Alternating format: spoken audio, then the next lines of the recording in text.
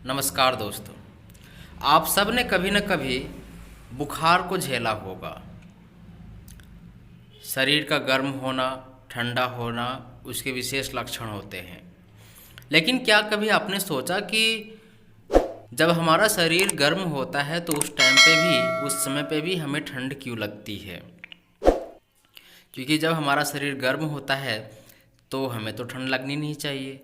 तो आज हम इसी बात पे बात करेंगे और इस सवाल का जवाब ढूंढने का कोशिश करेंगे कि आखिर हमें बुखार में ठंड क्यों लगती है। हर इंसान को अलग अलग हिसाब से ठंड लगती है। कोई मामूली ठंड में गर्म कपड़े पहनने लगता है तो कोई थोड़ा अधिक सर्दी में भी साधारण कपड़े पहनकर घूमता है। दरअसल यह निर्भर करता है कि उसके शरीर की त्वचा में मौजूद सेंसरों पर, जिनकी संख्या हर इंसान में अलग अलग होती है। शरीर में मौजूद सेंसर एक समय में एक ही तरह के तापमान की अनुभूति कराते हैं।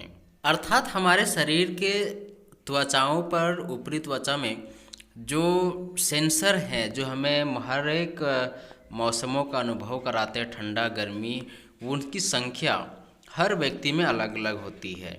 अगर उसकी संख्या किसी भी व्यक्ति के शरीर पर ज़्यादा है तो उसको ज़्यादा ठंड लगेगी, लेकिन अगर उसकी संख्या किसी विशेष व्यक्ति में कम है तो कहीं न कहीं उसे ठंड की अनुभूति भी कम होगी। ठंडे तापमान को भांपने वाले सेंसर गर्म तापमान को नहीं आंक पाते हैं।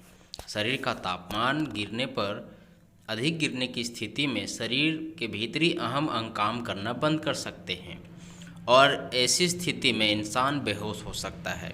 उसे हाइपोथर्मिया कहते हैं। हो सकता है या फिर उसकी मौत भी हो सकती है। जैसे ही तापमान गिरता है, शरीर का आंतरिक तंत्र सिग्नल भेजकर इस बात की सूचना देता है कि हम खतरे में हो सकते हैं। अत्यधिक ठंड में होने से हमें हाइपोथर्मिया हो सकता है। ठीक है, जब हमारे शरीर का तापमान अत्यधिक गिरेगा तो हमें हाइपोथर्मिया हो सकता है या और उससे कभी कभार मौत भी हो सकती है।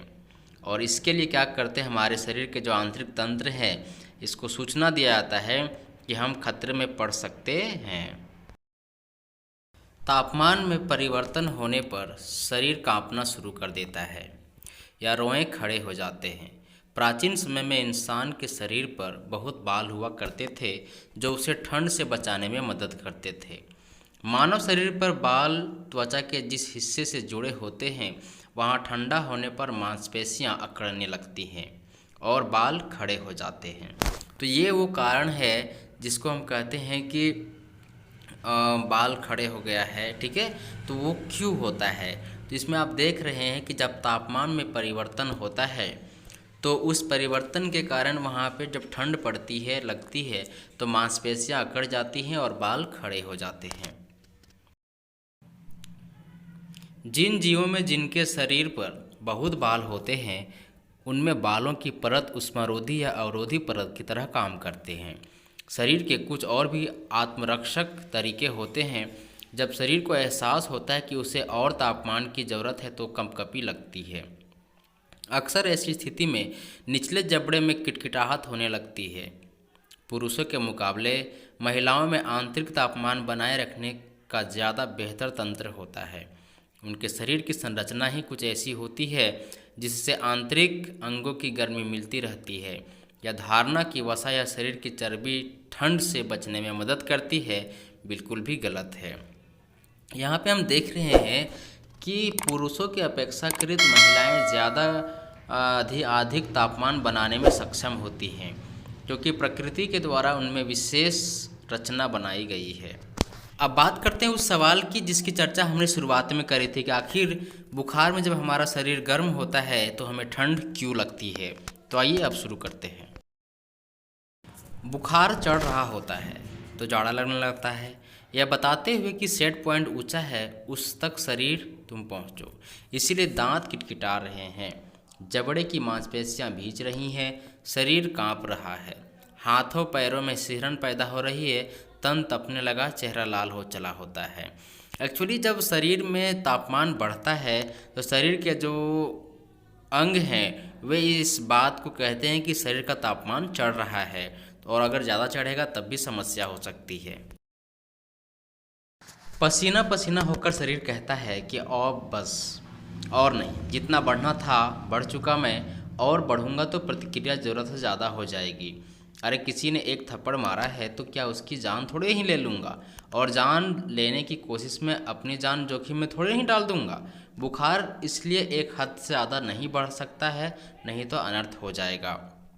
एक्चुअली शरीर अपनी गर्मी बढ़ाता है उस घुसपैठिए, उस दुश्मन को मारने के लिए जो शरीर में नहीं होना चाहिए, मतलब वो जीवाणु विषाणु को मारने के लिए बढ़ाता है। लेकिन हद से ज़्यादा बढ़ाता है तो शरीर को भी तो घाटा हो सकता है ना। इस कारण से क्या करता है कि उस एनर्जी को, उस गर्मी को अब रिलीज़ करेगा।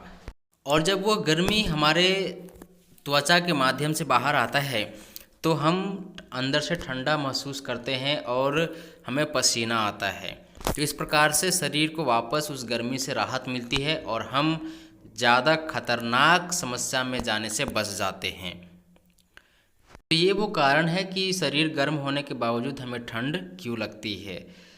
इसमें हमने इस बात का भी चर्चा करा कि आखिर पसीना क्यों आता है, हमारे रोए खड़े क्यों हो जाते हैं। इस जानकारी मिलने से पहले आप बुखार के बारे में क्या सोचते थे? आखिर हमें पसीना क्यों आती है, या फिर हमें गर्मी लगने के बावजूद ठंड क्यों लगती है?